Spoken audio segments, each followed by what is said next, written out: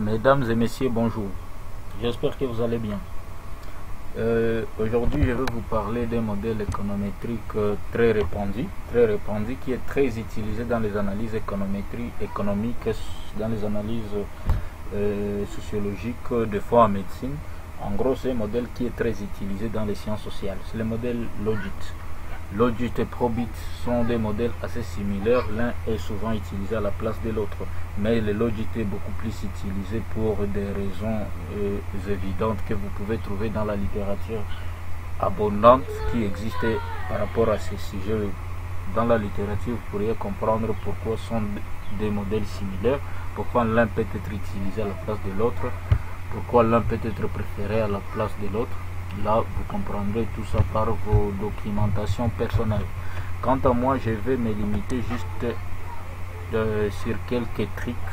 Je vais vous montrer juste la procédure pour dégager les résultats, pour effectuer cette régression dans le logiciel Stata. Et là, la première des choses, il faut savoir que le Logit est utilisé lorsqu'on a une variable dépendante du type dichotomique. C'est quoi une variable dépendante du type dichotomique? La variable dépendante est dichotomique lorsque elle est encodée par 1 pour signifier la présence de l'événement étudié et par 0 pour signifier l'absence de l'événement. Et donc ici j'ai une variable dépendante qui est plutôt dichotomique, comme on va le voir. Ici j'ai la pauvreté. En fait, cette base de données provient d'une étude qui a été menée en République démocratique du Congo sur la pauvreté en milieu rural. J'ai la pauvreté qui est encodée par 1 et 0. 1 représente la présence de la pauvreté dans les ménages et 0 représente l'absence de la pauvreté. La première des choses à faire pour toute opération dans Stata, il faut commencer par la commande. Donc le Logit, c'est la commande qui vous permet d'effectuer la régression logistique dans Stata. Après avoir mis la commande, vous mettez la variable dépendante vient toujours après la commande, et après la variable dépendante vous mettez les autres variables indépendantes. Là j'ai l'âge, le sexe, j'ai la taille du ménage, j'ai ça, je vais enlever, je prends aussi le niveau d'études, je prends la situation matrimoniale, quoi encore, je prends l'expérience.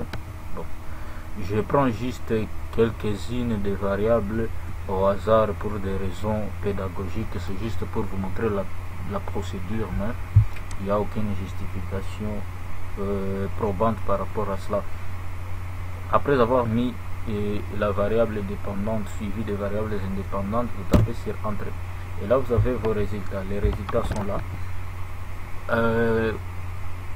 Comme pour tout modèle, on commence par vérifier la significativité globale du modèle. On a ici la probabilité associée à la statistique de P carré qui est inférieure à 1. Ça veut dire que le modèle est globalement significatif. On a le R carré qui est de 0,6607. Donc 66,07. C'est assez bon. Après avoir vérifié cela, on passe à l'interprétation des variables indépendantes significatives. Là on a qu'une seule variable indépendante significative, c'est la taille du ménage qui influe négativement sur la pauvreté dans le ménage. Ça veut dire quoi? Il y a une relation négative entre la taille du ménage et la pauvreté. En d'autres termes, lorsque la taille du ménage augmente, la pauvreté, la probabilité que le ménage soit dans une situation de pauvreté diminue. Vous, en tant que chercheur, vous devez trouver une raison par rapport à cela. Vous devez trouver une explication, parce que d'habitude la littérature nous dit que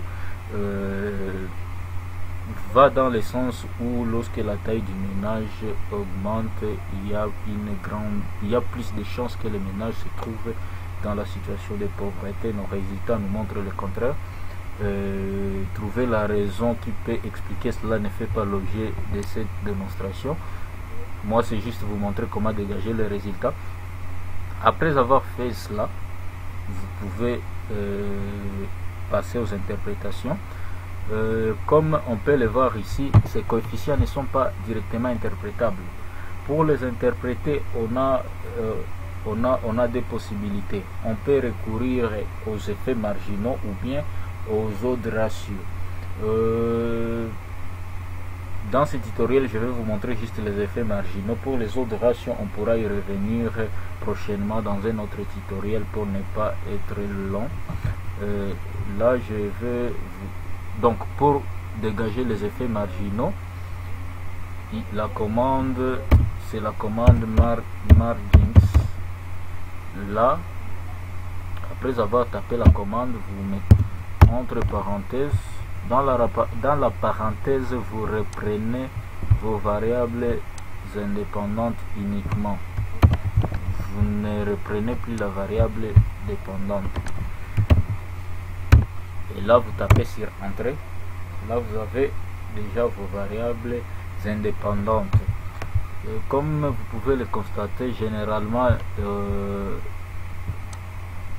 pas grand chose qui change. Il n'y a que les coefficients qui changent.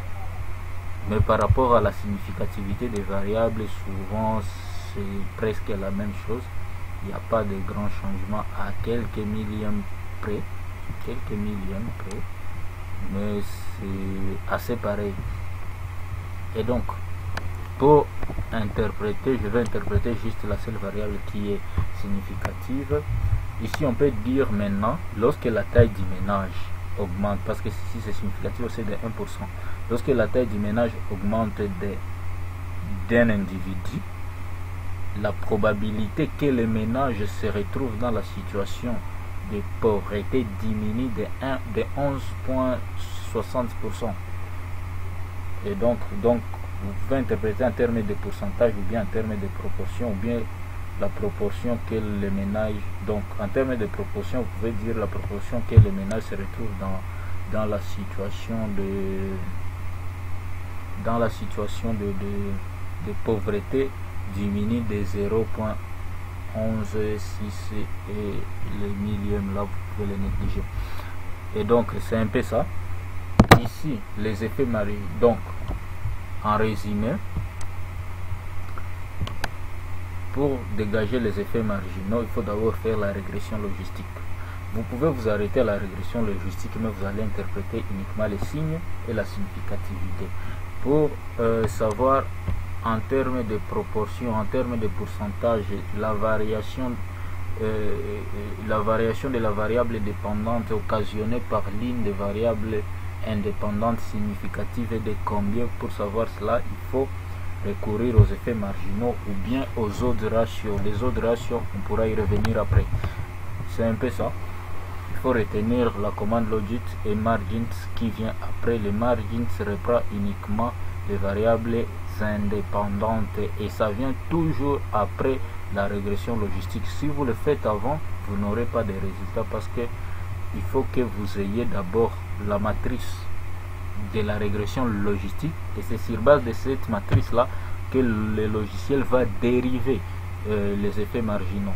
Et donc le préalable pour avoir les effets marginaux, c'est de passer par la matrice de la régression logistique. Après cela, je crois qu'on a déjà, je vous ai déjà donné l'essentiel. Je ne peux que vous souhaiter bonne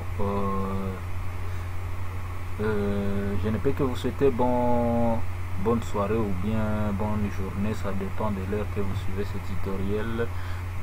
Je vous dis à bientôt.